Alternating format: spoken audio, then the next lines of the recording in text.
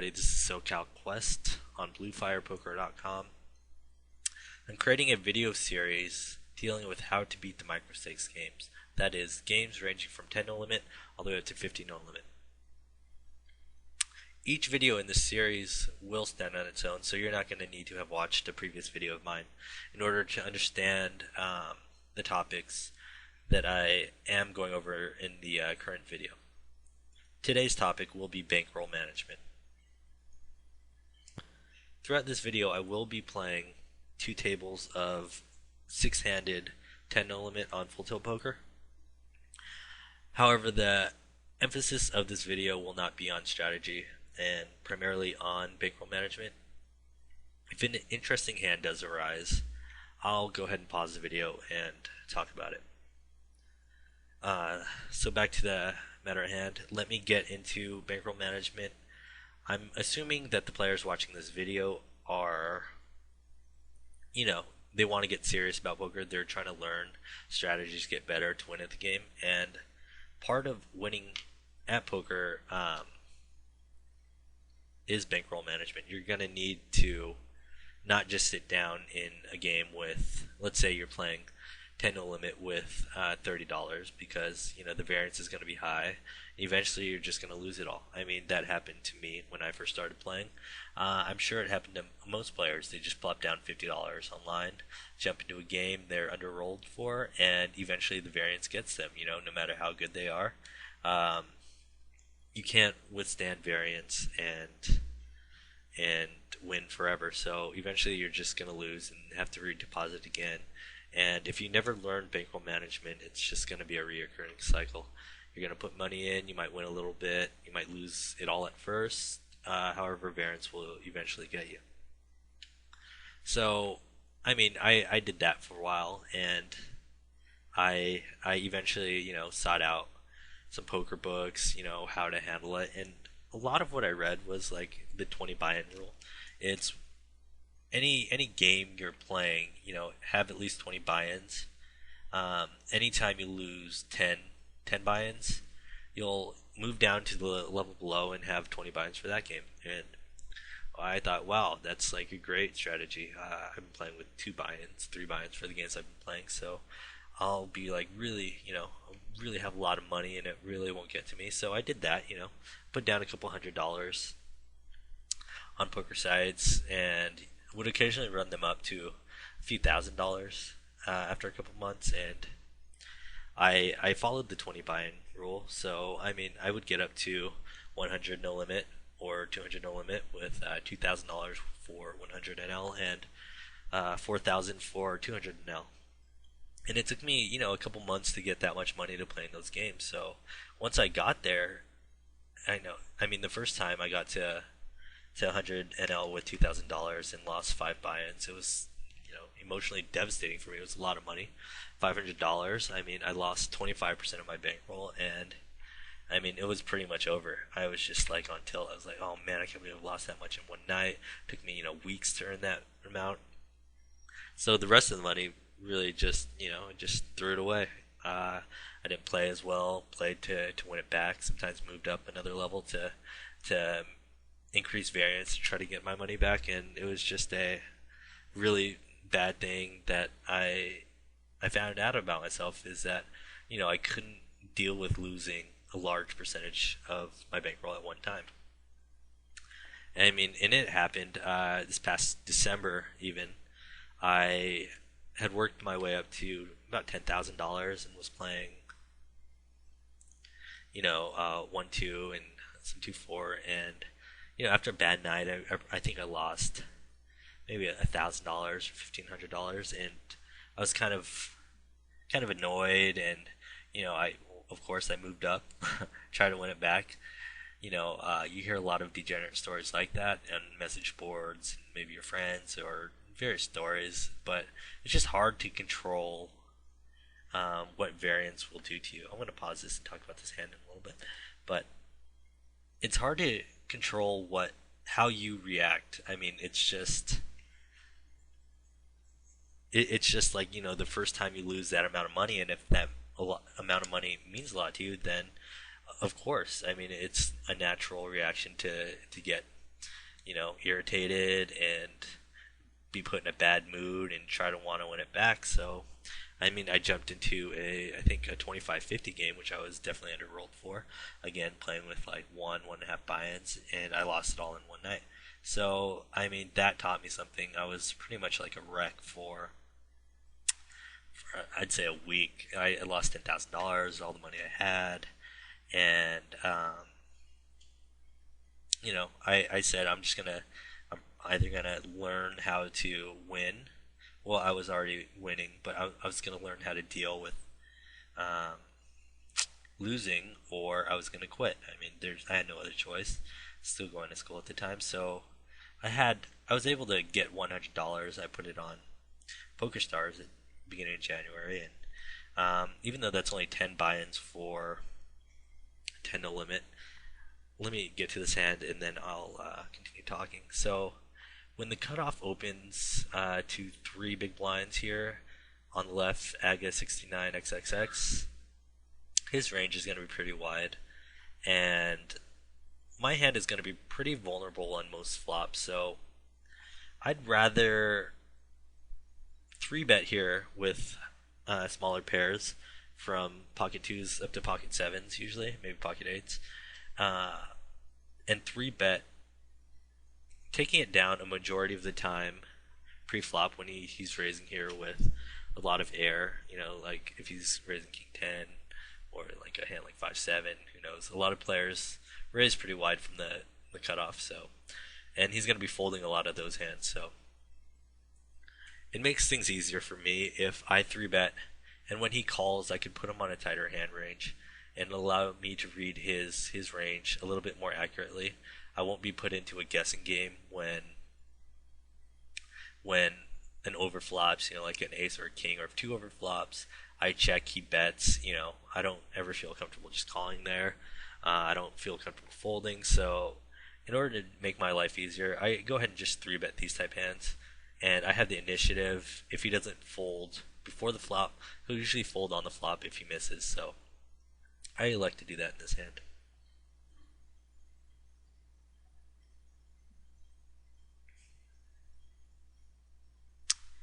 On a flop of 4-9-10 with a flush draw, it obviously brings 2 overs to my hand, but 2 overs he's unlikely to have in a 3-bet pot. So when I bet, I expect him to fold a lot of time. If he raises, I'm done with the hand. I expect to be beat. The hands I do beat, the hands that I do beat are, open-end straight draws there with Jack Queen, or flush draws, of which have tons of equity against me, and when I'm beat, I have 2 outs at most, so I feel very comfortable folding there. But back to what I was talking about is I had $100, and which was only $10 or 10 buy-ins to 10 NL, but I really had no choice. That's all the money I can get. So I was gonna play underrolled, but I felt it was okay because I thought I had a huge skill advantage in the games, and could pretty much do okay with 10 buy-ins at the level. However, I made a decision that 20 buy-ins just wasn't working for me. I mean, in the past, I can't, not lose 5 buy-ins a night. It happens fairly regularly, at least a few times a month. Will I have like a 5 buy-in loss in a night? So, if I can't prevent that from happening, and I don't know how to deal with it emotionally when that does happen, then I was gonna play with more buy-ins. So once I got up to 25 NL, I thought I was still had a huge skill advantage, so I played with 50 buy-ins, and then at 50 NL I played with 75, and I finally got to my goal at 100 NL. I played with 100 buy-ins at all times, and when I do play 200 NL, I do have 100 buy-ins for that game as well. So I felt pretty good about it, that I was able to go from $100 at the beginning of the year to playing really overrolled for games, and I was able at that point to deal with the swings. No longer were 5 buy-ins in a night bothering me all that much. It was only 5% of my bankroll at most, so it wasn't that big of a deal anymore. And uh, of course, I got semi irritated when I was losing, but I mean, it wasn't like the end of the world. I wasn't gonna move up and try to chase my losses or tilt all my money away. So I mean, that was the solution for me. It was playing overrolled. And if you're rock solid, steady, you're emotionally controlled while you're gambling, then you can go ahead and play with as little as 20 buy-ins and move down to 10 if it's not going to affect you at all. If, however, like a lot of players, you get tilted and it just bothers you, you take a few bad beats or whatever, and losing 20-25% of your bankroll is going to bother you, then play more overrolled, and that will help you in the long run. I'm going to pause this for 1 second. Another topic I would like to bring up in regards to bankroll management is the variance. So as you move up in levels, your skill advantage will decrease. So if I'm a winner now at 25, 50 NL for let's say 5 big bets, if I were to move up to 100 NL, then it won't be, because the players are going to be a little bit better. They have bigger bankrolls. They've beaten the smaller games too. So if my skill decreases, my winner is going to decrease as well. Increasing the variance, and that will ultimately lead to bigger swings. So the higher you move up and the tougher the players get, the smaller your win rate will be. So that's another consideration when deciding what your bankroll should be for any given level, is determining what your win rate is going to be at that level. If it's going to be thin and you're only winning 1 to 2 big bets per 100 hands, then I mean, you could have losing months. It's not out of the question, and if that's going to be bothering you, then have a slightly bigger bankroll, be able to withstand that. If, however, you're just crushing the game that you are playing, let's say you're playing 100 NL and you're beating it for 5 big bets, then I mean, you don't necessarily need a ton of buy-ins, because the variance, while still there, won't be as high as if you are beating it for a smaller amount. Another thing to consider is, if you're playing for a living, is whether or not you have money aside. Maybe you have another job, and that's fine, it pays the bills. But if you're playing professionally and you have to withdraw from your poker account every month, that's another thing to consider. You're going to need more buy-ins, because occasionally you're not going to have a huge winning month, or you're going to break even. You might be a small loser in a month, and if you have to take out, let's say you're playing 100 NL or 50 NL. Let's say you're playing 50 NL with $5,000, and if you need $1,000 for rent and food that month, you're going to be losing 20% of your bankroll. So if that's the case, then I would definitely play with a lot more money. Just to feel more comfortable, not feel the pressure to necessarily need to win.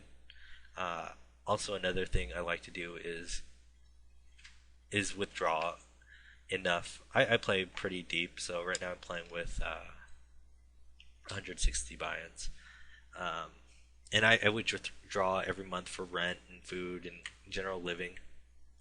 But I also like to take out $1,000 every month and just put it aside, because you never know how long your losing streaks are going to be. I mean, so far this year I haven't had a losing month, but I mean, it's definitely plausible. And if I were to have a losing month, let's say I moved up to 400 NL, and I mean, my skill, or I mean, I might have been break even in the game, or maybe a slight loser or a small winner. It's definitely plausible that I have a losing month or two, and I mean, what do I do then if I have to withdraw that much from my account? So what I do is I withdraw a certain amount of my winnings every month, just to put it aside, put it in the bank, and have that for if things do go wrong. In the past, when I did lose that $10,000, I hadn't been doing that. So when it happened, it was like really devastating. I had to borrow money and whatnot. So yeah, I would definitely do that if you are playing professionally. If you don't have 6 months of living covered as it is, playing with these guidelines as well ensures that you're able to beat the game. So let's say you start out 10 to limit with $400 or 40 buy-in bankroll. If you say, I'll make it a little bit easier. So let's say you're at 25 no limit with a 40 buy-in bankroll, so $1,000, and you say the next limit up is 50 NL. I'll move up to 50 NL when I have $2,000, 40 buy-ins for that level. It ensures that you were beating the level previous to the one that you want to jump into. I coach as well, and a lot of the students I have, or a few of them, they just want to jump into the next stakes and the stakes after it as quickly as possible. And I mean, I tell them, you might not be ready for it yet, so play however many hands it takes you to reach a goal to beat that level, to ensure that you are a winner at those stakes, meaning that you will likely be a winner at the next stakes, or at least break even. I mean, if you can't beat 25 NL and you want to just jump up and move it to 50 NL, it's a bad idea, because you're just going to lose money even faster there. The stakes are doubled. The players are better. You're going to have a lower win rate than you did at that 25 NL. So it's a good idea to follow and set goals for yourself. It may slow you down a little bit. I mean, let's say you are a winner at 100 NL and you're playing 10 NL, and you want to move up because you think you're better. At least for sure, because you've beaten every limit up to the 100 NL, that you're a winner at those games. I mean, a lot of players overestimate their poker skills. So people say, I played and I usually win and blah blah blah, whatever, but they have no real basis for saying they're a winner in the game. So unless you've played thousands and thousands of hands, play 50,000, 60,000 hands at a level, and you have been consistently beating it, then I mean, it's fair to say at that point that yes, you probably are a winner at the games. A lot more likely than if you played a few thousand or running hot and whatnot. So the guidelines will help you out and will help you determine what level you can beat. Pretty much covered a lot of what I wanted to talk about with bankroll management, so I'm going to go ahead and talk about how to beat 10 NL. This is the first level you can play cash game on full tilt. It's the smallest game available, and don't overthink it. I mean, just play very solidly. As you've seen throughout this video, people have been randomly going all in with Queen 6 and just making a lot of mistakes.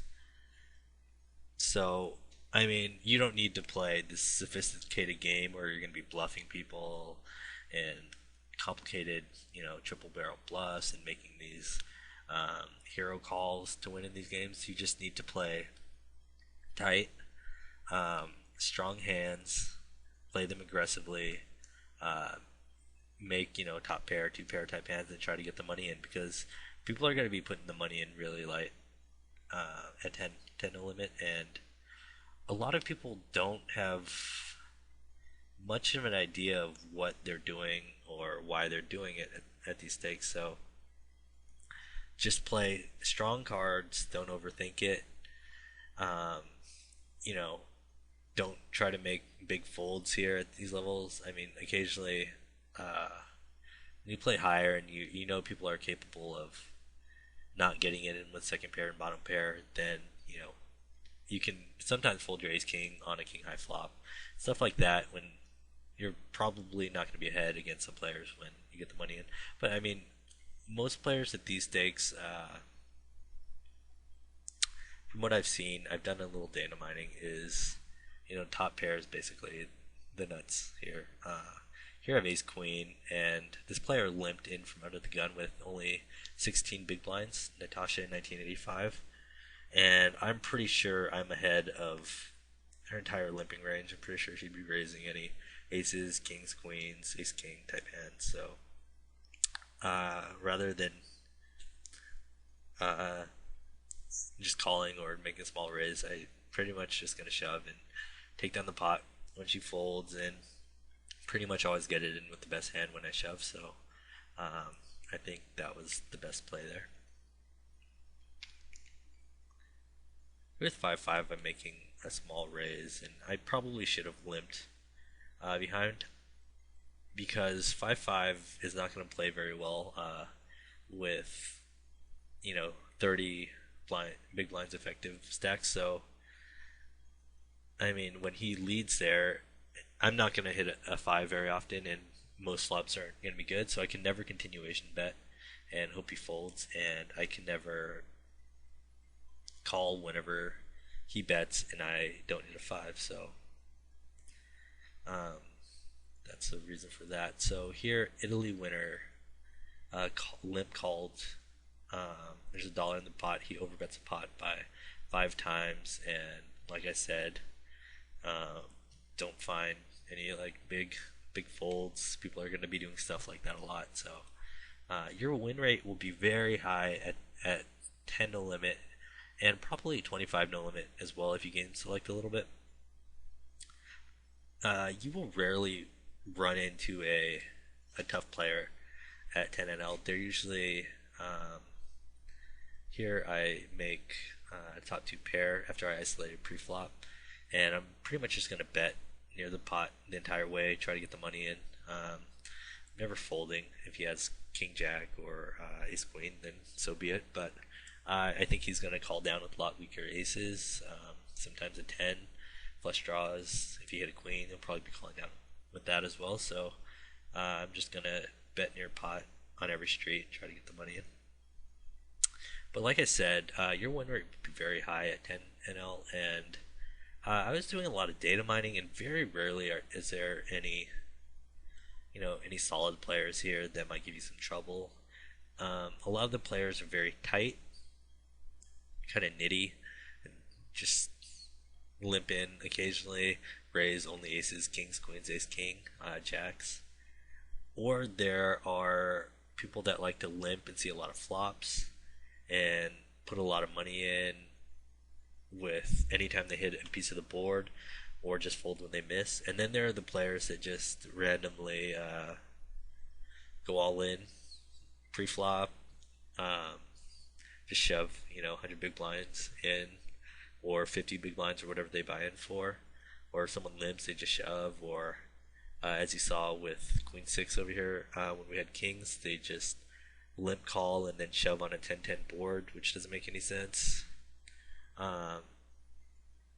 So the goal here is not to play fancy. I mean, I do think you can raise certain hands from the button. Let's say you want to play 7-8 suited, and then fire once in the flop, rather than fire 2 barrels, which you'll need to be doing when you move up stakes. Just fire 1 barrel, and if they call, just give up if you have total air, because once they put any money in, the players typically like to just call down.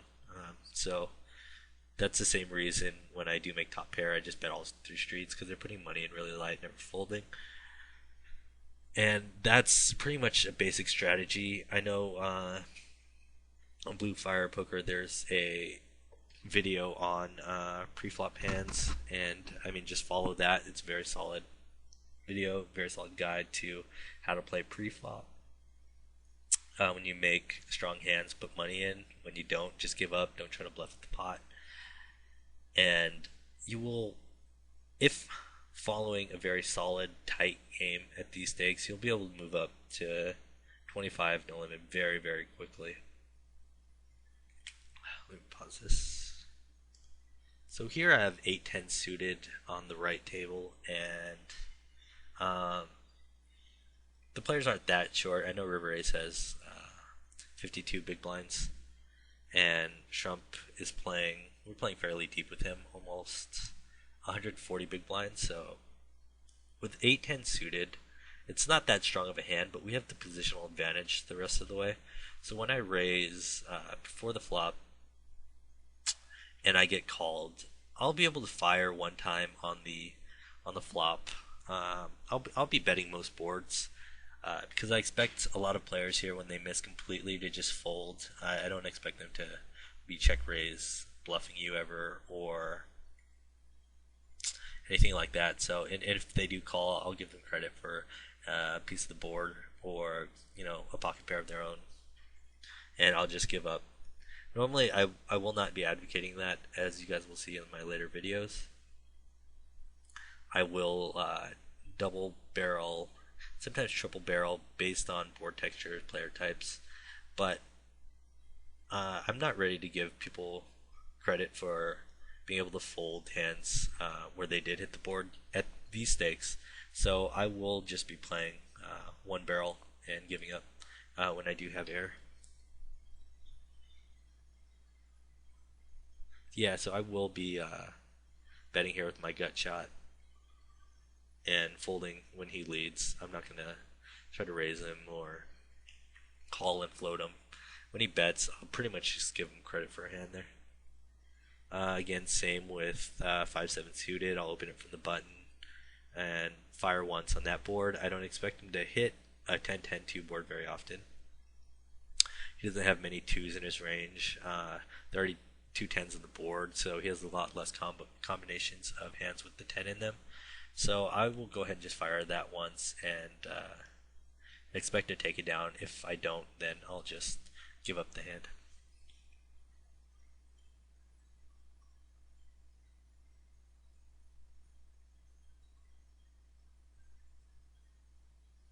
Here with 10-10, occasionally I do bet that type of board. Here I like to check call because I don't think he will fire twice without the king, so I feel fairly confident that when he shuts down, I'll be a winner, and when he does double barrel, he has at least a king there, so his hand will be face up in my mind when he bets and checks, so I feel confident there. I don't think, let's say he had ace high or total air, that he would go ahead and continue betting that turn.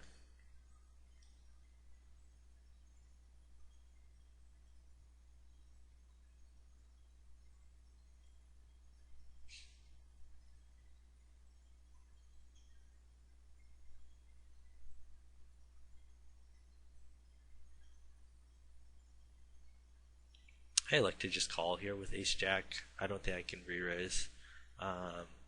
Poker Chick has 34 big blinds, so if I re-raise there to about $1.10, we're getting a lot of money in, and she's never going to be folding after flop after she puts 1/3 her stack size in. So I like to just call, try to hit an ace jack, and not put any more money in if I miss.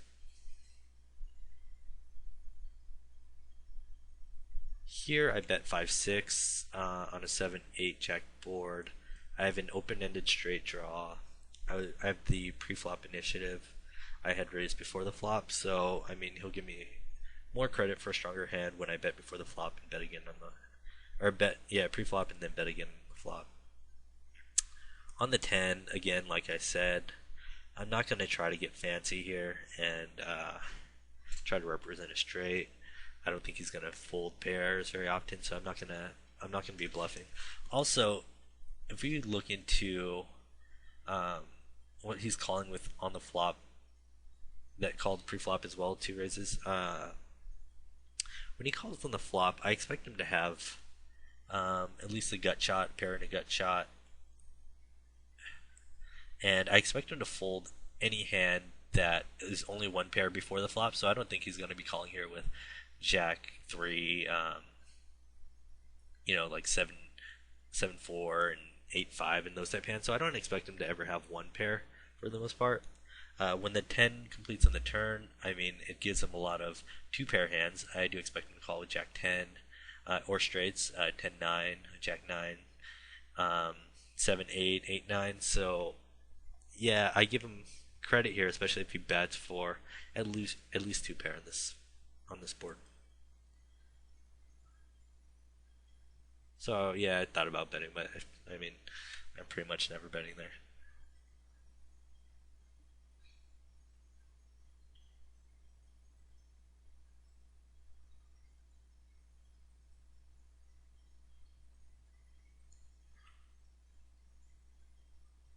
4-5 is sometimes an open for me from the button if the players are tight and have full stacks, but 4-5 plays really poorly in a pot when the effective stacks are only 33 big blinds.